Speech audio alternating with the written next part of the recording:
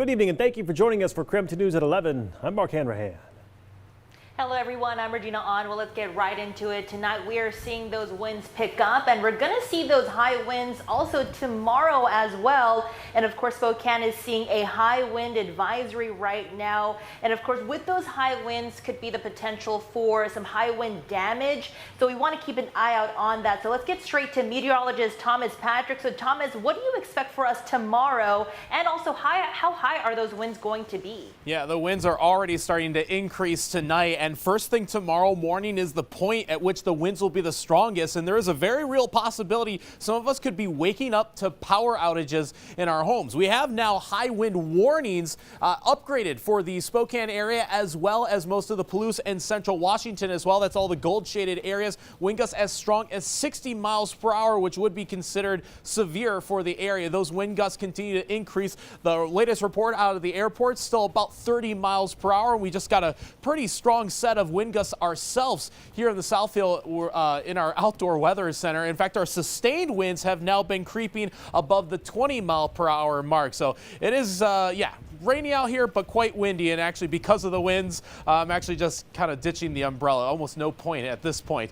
For tomorrow morning, notice all these purple shades you see here. That's when we're going to see the strongest wind gusts, especially between Spokane down on the Palouse. Again, anywhere between 40 to 60 miles per hour would be quite strong first thing tomorrow morning. And I mentioned it's quite rainy out here. It's mostly light to moderate rain. It's just the wind that's going to be the priority for the morning hours come tomorrow. So while the rain will come to an end, the wind stays with us all day long. And again, the potential for power outages and tree damage is a real threat, especially if the winds continue to increase and accelerate from the point we have now. So I'll be tracking how long those winds will be with us for the day on Wednesday coming up in a few minutes. All right, sounds good, Thomas. Get in here and get dry in the meantime. Well, it's not just power companies and first responders preparing for the storm. Local tree companies are also gearing up for a busy day tomorrow. KREM 2's Brandon Jones spoke with one local company who offered some advice for homeowners. Anytime strong winds roll through the region, there's always a possibility that trees will be coming down. Whether they're blocking roads or damaging homes, safely removing the fallen lumber can sometimes be a dangerous job.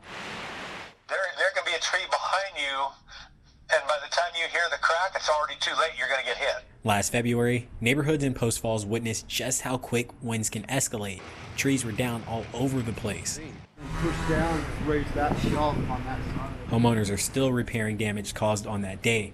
You know, they're not going to have a great attachment down into the deeper part of the ground, and so the wind comes up and it can just peel those things right up. During the winter, changing weather can impact how well certain trees will fare through strong winds. Soft grounds can be problematic for top-heavy ponderosas. Evaluating your trees for safety is always a good thing. A lot of people don't have a habit of looking up into the upper canopies of their trees to see what they look like. All Seasons Tree Service is based out of northern Idaho.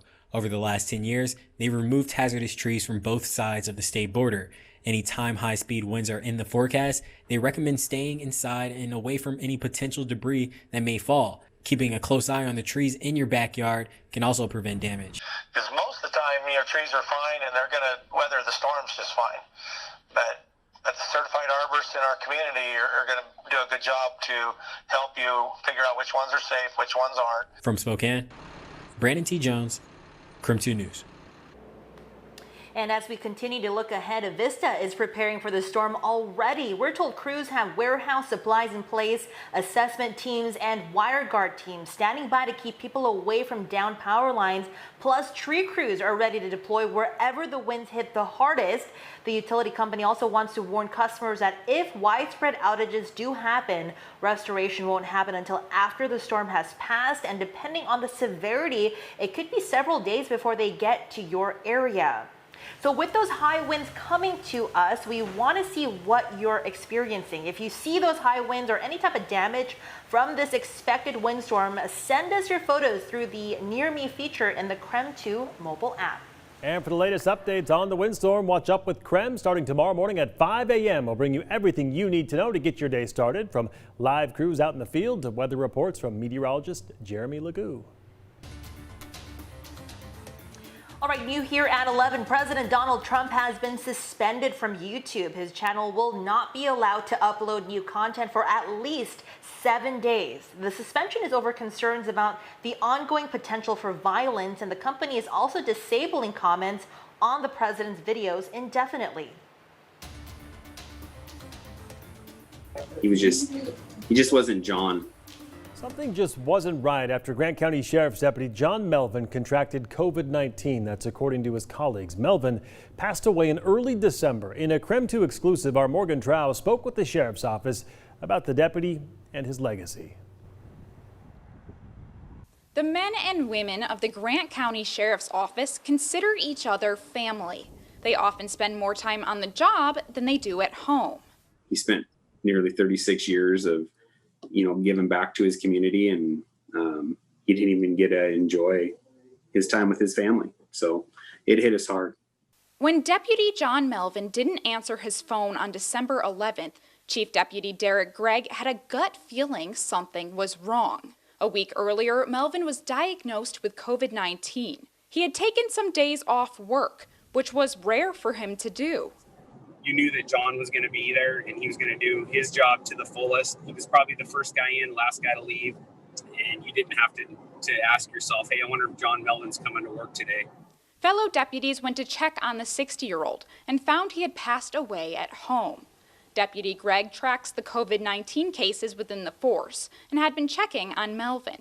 He did not know of any underlying conditions. He kept telling me that he was fine, and I took his word. Guys are guys, and hey, I'm good. I don't need anything. And hindsight, I kind of kicked myself. If you could say anything to him right now, what would you say? Yeah, that's a tough one. Go to the doctor. If I could talk to him one more time, I would have said, John, I'm coming down there, or I'm sending the ambulance because you're going to the hospital. That's what I'd probably tell him. He said the sheriff counts his death as a line of duty death, since it's likely he contracted the virus while working. Melvin was a little more than 1 month away from retirement. He just left that legacy of hard work, and when he comes to work, he gives it his all, and he doesn't go home until he knows that John Melvin has put in a hard day of work and made sure that he's gotten everything that he needs to get done. Melvin spent much of his 36-year career with the Grant County Sheriff's Office. Reporting in Spokane, Morgan Trow, KREM 2 News. Well, tonight, the superintendent of Coeur d'Alene Public Schools will leave at the end of this school year. Dr. Stephen Cook is going to be the superintendent of the Ben-LaPine School District in Oregon. The Ben-LaPine School Board voted tonight to hire Dr. Cook, and he's been the superintendent now for almost 3 years. Dr. Cook said, my focus remains on the students and employees of Coeur d'Alene Public Schools as we continue to implement significant improvements. And the Board of Trustees for Coeur d'Alene Public Schools will meet in the next couple of weeks to establish a process and timeline for selecting a new superintendent.